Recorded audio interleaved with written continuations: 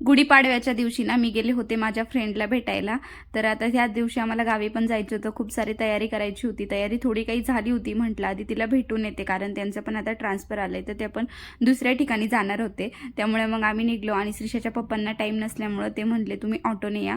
तर त्यानंतर आम्ही गेल्याच्या नंतर ना इथं शिवांशदादा भेटला आणि ह्या दोघांची ना खूप अशी मैत्री आहे. हे दोघं एकमेकांना खूप जीव लावतात आणि खूप मस्त खेळतात.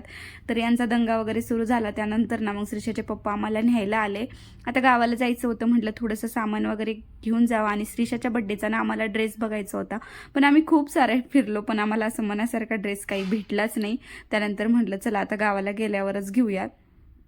तिथून आल्याच्या नंतर ना मग अशी बॅकपॅकिंग वगैरे करून ठेवली, कारण पहाटेची 5ची ट्रेन होती. त्यामुळे सगळं असं आवरावर, आता सुट्टीला जायचं म्हटलं ना खूप सारी आवरावर करावं लागती.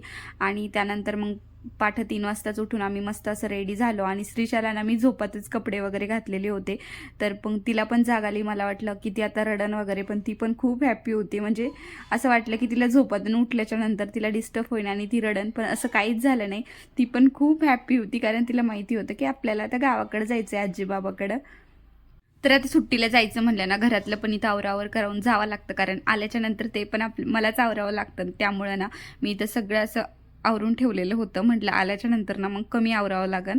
तर श्रीषाला पण मस्त आवरलं होतं आणि खाली गाडी पण येऊन थांबली.